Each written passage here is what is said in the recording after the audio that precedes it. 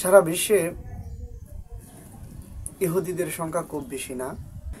তো 90 লক্ষ মানুষের কাছে প্রায় 200 কোটি মুসলমান আজকে নিপীড়িত, নির্যাতিত। আসসালামু আলাইকুম ওয়া রাহমাতুল্লাহি ওয়া বারাকাতুহু। সকলকে আন্তরিক শুভেচ্ছা এবং অভিনন্দন। সারা বিশ্বে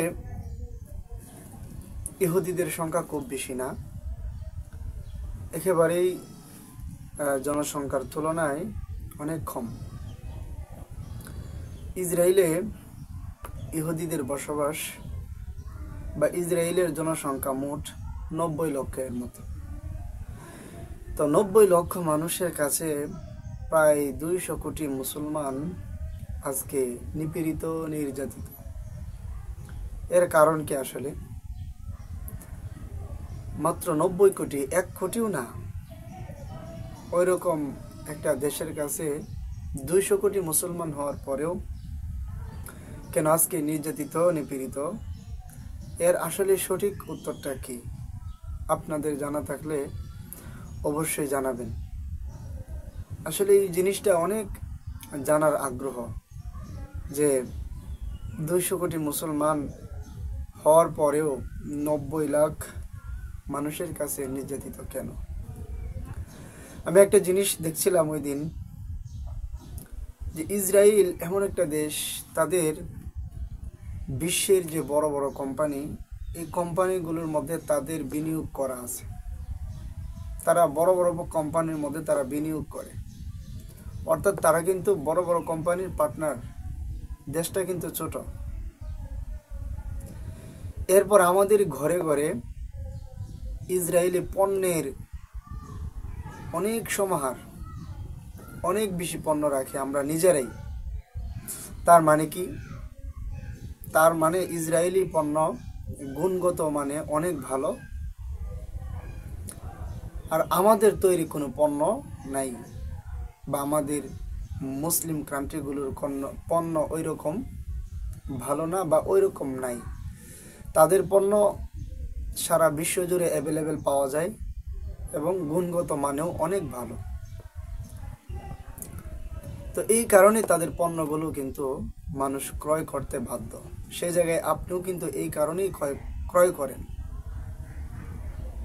তো এই জায়গাটা তাদের একটা খুবই শক্তিশালী বিষয়, যে তারা সারা বিশ্বে তারা কিন্তু মানুষকে তাদের পণ্য ব্যবহার করাতে তারা বাধ্য করছে, তাদের পণ্যের গুণগত মান দিয়ে।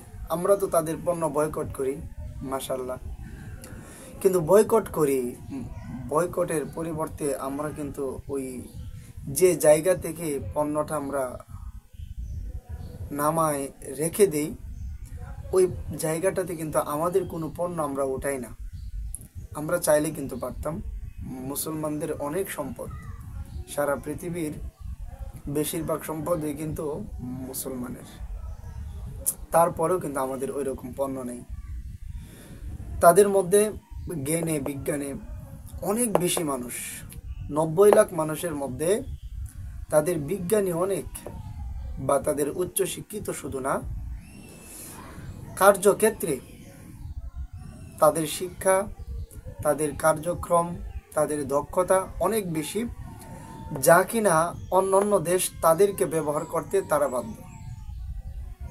90 লাখ মানুষের মধ্যে দেখবেন বেশিরভাগ মানুষ খুবই গুরুত্বপূর্ণ রোল প্লে করে। তো এই জায়গাতে আমরা তো একেবারেই পিছনে, আমরা তো ওইদিকে একেবারেই খেয়াল করি না, যার কারণে আমরা পারিও না।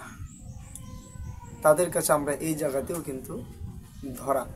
তাদের যুদ্ধাস্ত্র অনেক, তাদের নিজস্ব প্রযুক্তি তা তো আছে, এবং তাদের মিত্ররাও তাদেরকে সহায়তা করে, ওই বিষয়টা আছে। বাকি তাদের নিজেদেরও কিন্তু সক্ষমতা কম না, তারা এগুলো অর্জন করে নিয়েছে। তাদের পরিকল্পনা খুব সুদৃঢ়, খুব সুপরিকল্পনা তারা করে, যে জায়গাতে আমরা এখনো পরিকল্পনা শুরুই করতে পারিনি। আমাদের মানুষ বেশি, কিন্তু আমাদের পরিকল্পনা নাই বললেই চলে। কি পরিকল্পনা আছে? আমরা যা পড়ালেখা করি, মাশাআল্লাহ, কোরআন এবং হাদিস পড়ি, কিন্তু বাকি কিন্তু আমাদের কোনো সেক্টরে বা আমাদের দেশের হোক বা আমাদের আলেম সমাজের হোক বা আমাদের মাদ্রাসা কেন্দ্রিক হোক, আমরা কিন্তু ওই রকম কোনো পদক্ষেপ আমরা নিই না, যেটা ব্যবসায়িক ক্ষেত্রেও না, যেটা সামরিক ক্ষেত্রেও না। আমরা চাইলে কিন্তু আমরা ওই রকম তৈরি করে দিতে পারতাম আমাদের প্রতিষ্ঠানগুলো থেকে, তারা সামরিক শক্তিতে তারা কিন্তু শক্তি রাখতে পারত। এটা সারা বিশ্ব জুড়েই মুসলমানদের এই অবস্থা। এই কারণেই আমরা কিন্তু তাদেরকে ওই রুখতে পারি নাই, বা পারবো কিনা আল্লাহ তাআলা ভালো জানেন। মাত্র 1948 সালে এই ইসরায়েল কিন্তু স্বাধীন হয়। এই 1948 সালে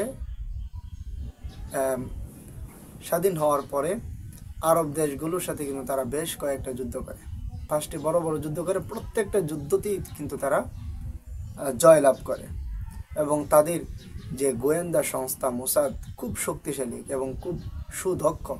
সারা বিশ্বে মনে হয় যে তারাই প্রথম, বা গোয়েন্দা সংস্থার দিক দিয়ে তারা খুবই শক্তিশালী একটা গোয়েন্দা সংস্থা তারা কিন্তু তৈরি করতে পারছে। এটাও কিন্তু তাদেরকে অনন্য উচ্চতায় নেওয়ার জন্য খুবই খুবই গুরুত্বপূর্ণ ভূমিকা পালন করছে।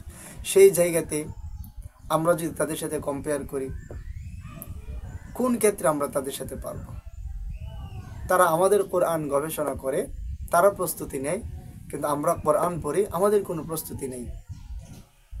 আমাদের আসলেই কি কোনো প্রস্তুতি আছে কিনা আমাদের চোখে তো পড়ে না, যে আমরা ব্যাপক প্রস্তুতি নিচ্ছি যে সামনের বিশ্বকে আমরা পরিচালনা করব, সেটা ব্যবসায়িক ক্ষেত্রে হোক, বা সেটা সামরিক শক্তিতে হোক, বা শিক্ষার ক্ষেত্রে হোক।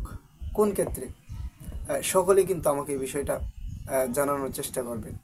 কমেন্ট বক্সে অবশ্যই কমেন্ট করবেন, যেন আপনাদের কমেন্টের উপর ভিত্তি করে সামনে কথা বলতে পারি, বা আরও সুন্দর বিষয় আপনাদের সামনে উপস্থাপন করতে পারি, এবং কি করলে আমরা সামনে আগায় যেতে পারবো, এই বিষয়গুলো অবশ্যই আপনারা শেয়ার করবেন। আসসালামু আলাইকুম ওয়া রাহমাতুল্লাহ।